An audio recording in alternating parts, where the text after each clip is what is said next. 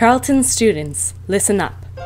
The Israeli-Palestinian conflict has become the central moral issue of our time and the litmus test of international solidarity.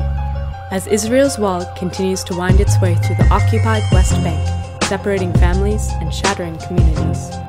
As new illegal Israeli settlements continue to appear, the old ones continue to expand in the occupied West Bank. As Israeli checkpoints become more entrenched. Since 2002, my city have been besieged by erecting 7 checkpoints around the city.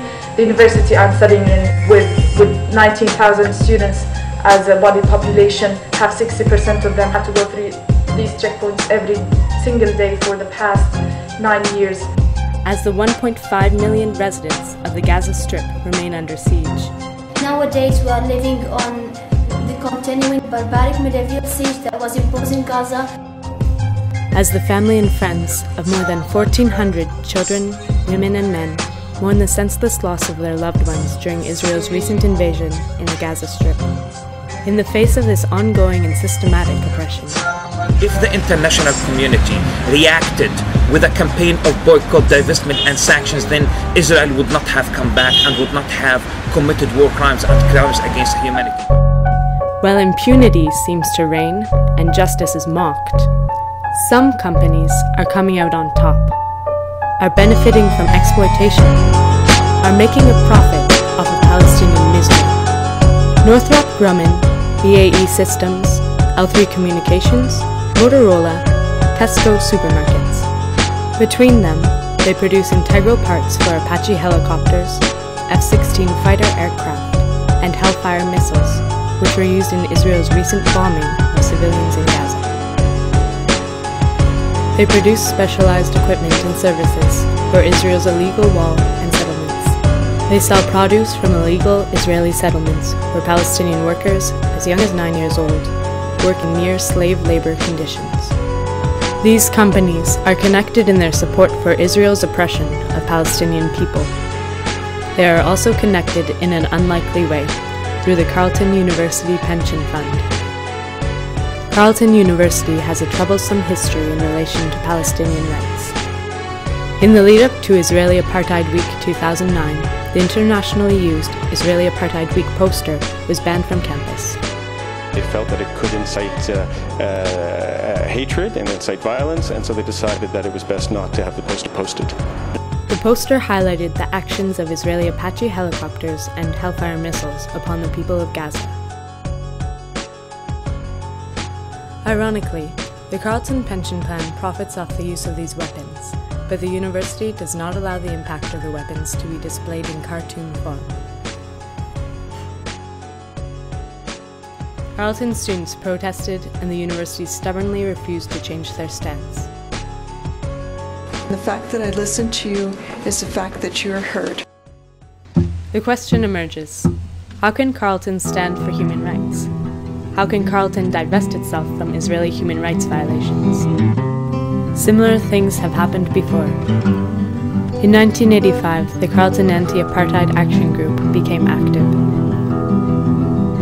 Soon after, the Carleton Student Union lit the university store of many South Africa-linked products. For the next 2 years, students continued to organize, and in the face of the Carleton administration's inaction, frustration grew. When a Board of Governors meeting in 1987 did not result in a decision to divest, students erupted in loud protest. Continued resistance from outraged students forced the administration to fully divest within 2 months.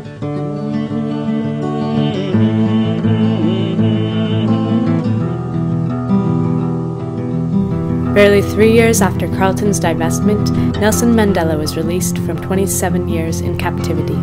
The rest, of course, is history, and Carleton found itself on the right side of history because of student activism. This can happen again. The will of committed students can make a difference to ensure that Carleton divests from extreme human rights violations. Students Against Israeli Apartheid at Carleton is launching a divestment campaign. We call on Carleton to divest from these 5 companies that are complicit in grave violations of Palestinian human rights and international law. We call on Carleton to develop an ethical investment policy. notorious war profiteers, environmental destroyers, and human rights violators should have no place at our university. I'm a Palestinian student based in the Gaza Strip. From here, I'm calling upon all the freedom-loving students in the Carleton University to divest. We call on you, our comrades of Carleton University, to divest such companies, because by this step, Israel will be put in isolation and will comply with international law and human rights principles. Thank you.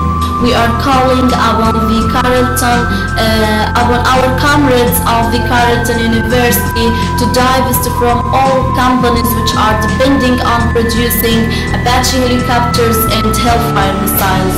Thank you. The students of Palestine addressing Carleton University students to take whatever step possible to divestment. The Israeli companies preferring from the occupation. Call upon the community of Carleton University to divest from companies producing Apache helicopters and Hellfire missiles. Thank you. So I hope this call will be received with positive reaction. This will make a change and will show your will show your consciousness for justice. Thank you. Will Carleton place itself on the right side of history? Once again, Carleton students have to decide.